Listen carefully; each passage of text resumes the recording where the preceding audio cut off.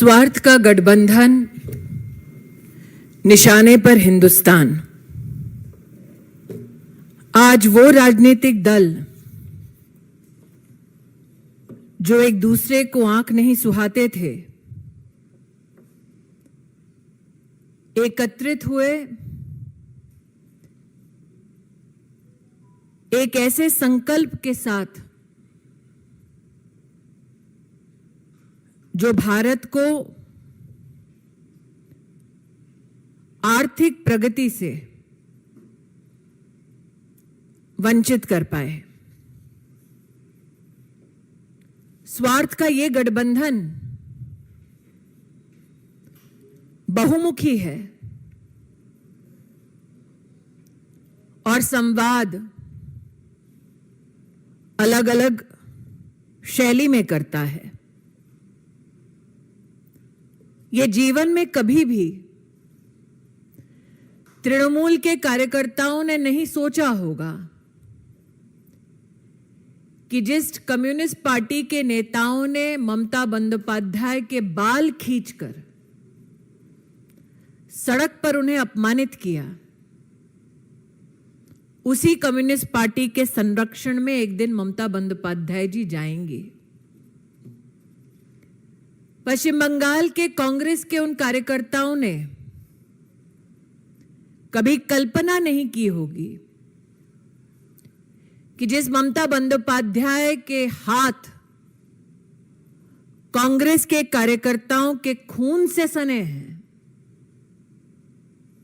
वही हाथ एक दिन राहुल जी के सर पर दिखाई देगा। ये कल्पना तो तमिलनाडु की जनता ने भी नहीं की होगी कि जिस डीएमके पार्टी को 1990 के दशक में कांग्रेस के शीर्ष नेतृत्व ने स्वर्गीय राजीव गांधी जी की हत्या में सहयोग देने का आरोप लगाया, एक दिन उसी डीएमके के साथ गांधी खानदान के नेतृत्व में रिश्ते कांग्रेस पार्टी के और मधुर होंगे। राष्ट्र ने देखा ममता जी ने लालू जी के चरण स्पर्श किए, लेकिन लालू जी ना जनता भूली ना निश्चित आप कि कैसे ममता बंदोपाध्याय जी ने आपके खिलाफ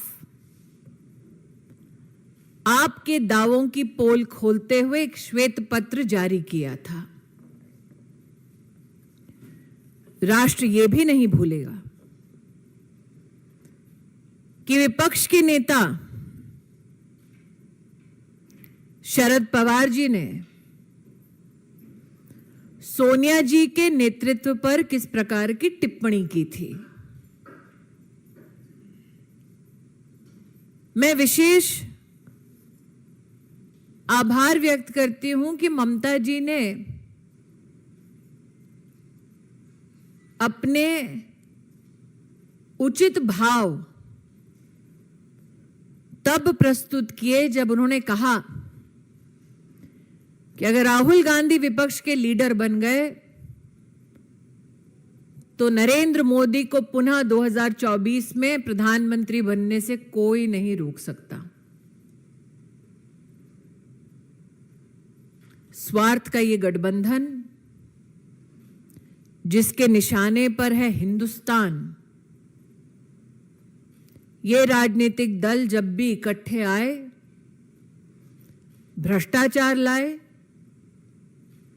परिवारवाद लाए और राष्ट्र की आर्थिक प्रगति को संकुचित करने का अपने संग आरोप लेते आए। Ladies and gentlemen, it is said that wolves hunt in packs. A political pack met in Patna. Their prey is the future of India. It is ironical that Trinamool Congress party members today witnessed bonhomie between Mamata Bandyopadhyay and that Communist Party, the leadership of which was particularly known for dragging Mamata Bandyopadhyay by her hair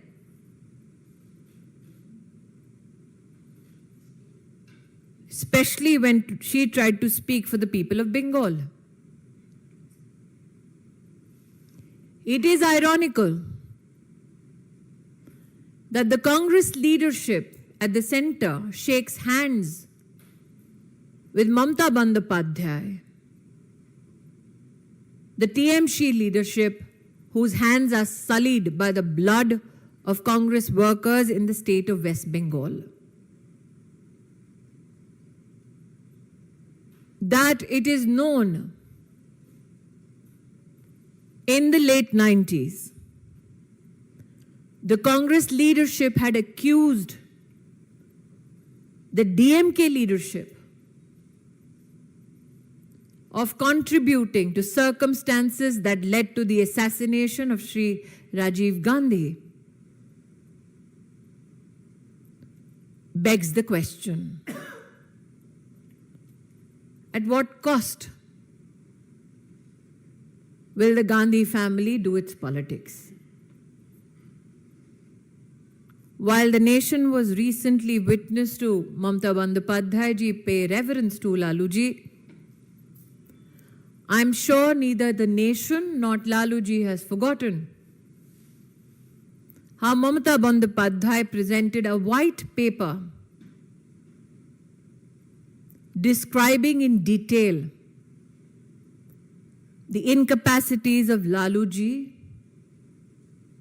as a minister in the center. It is interesting that Mamata Bandyopadhyay has been extremely prophetic when she said that if Rahul Gandhi is the leader of the opposition,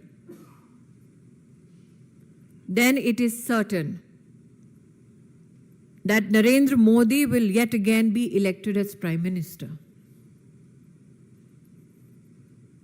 Like I said, wolves hunt in pack. The prey today that they have decided will be the future of India.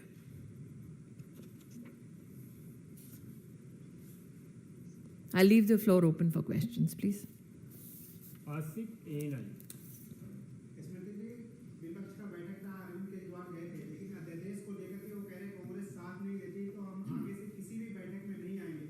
उसी के साथ एक जुड़ता हुआ प्रश्न है कि महबूबा मुफ्ती कह रही कि जो देश 370 जम्मू एंड कश्मीर से हटाओ, आगे देश में भी इसी तरह से कुछ हो सकता है। आपके दो प्रश्न हैं, दोनों का अलग अलग जवाब है। आम आदमी पार्टी का गठबंधन की शुरुआत में ही गठबंधन को पॉलिटिकली ब्लैकमेल करना इस बात का संकेत है कि इस अनहोली अलायंस के साथ क्या पॉलिटिकल अनहोनी होने वाली है। जहां तक महबूबा मुफ्ती जी का सवाल है, श्रीमती सोनिया गांधी को स्पष्ट करना होगा कि क्या श्रीमती सोनिया गांधी और उनका परिवार पुनः भारत का विभाजन चाहता है। यतीन टीवी 18 मेरा एक सवाल है, जब प्रेस कॉन्फ्रेंस हो रही थी और सीताराम येचुरी का नंबर आया तो ममता बनर्जी उनके बोलने की वजह से नाराज दिखाई दी और उनके बोलने से पहले वो पीसी छोड़कर चली गई। दूसरा सवाल एक है कि लालू प्रसाद यादव ने राहुल गांधी के ऊपर बोला कि अब उनको शादी कर लेनी चाहिए, उनकी मम्मी सोनिया जी उनको कहती है शादी के लिए। क्या लगता है इससे विपक्षी एकजुटता नहीं नजर आएगी या पहले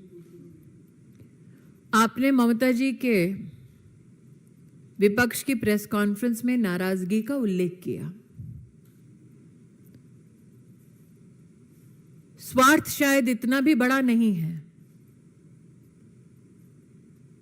कि वो ना भूली हों कैसे उनके बाल से उनको घसीट कर कम्युनिस्ट पार्टी ने 99 में उनके अपमान किया।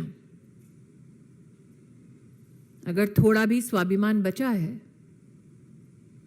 तो वो निश्चित रूप से कम्युनिस्ट पार्टी के साथ समझौता नहीं करेंगी। लेकिन अगर समझौता किया तो ये इस बात का संकेत है कि ममता जी के लिए उनका पॉलिटिकल स्वार्थ उनके निजी स्वाभिमान से बढ़कर है। Any question? Amod Rai, TV 9। Akhilesh Yadav ने कहा कि ये नवजागरण है और बिहार से इसकी शुरुआत हो रही है। हम सब मिलकर देश को बचाने के लिए अपना स्वार्थ कम करके लड़ेंगे। जिनका जागरण उत्तर प्रदेश में ना हुआ हो वो बिहार में जाके नवजागरण की बात करें, यह हास्यास्पद है। नीरज पांडे, एबीपी। पहली बैठक में अरविंद केजरीवाल नाराज थे, ममता बनर्जी कम्युनिस्ट से नाराज थे। क्या आपको लगता है कि पहली बैठक विपक्ष की एकता को खंडित करने वाला दिखाई पड़ता है? नीरज जी, जैसे कि मैंने कहा, ये गठबंधन स्वार्थ का है। हम कतई भ्रमित ना हो, निशाने पर मोदी नहीं, भारत की तिजोरी है। धन्यवाद।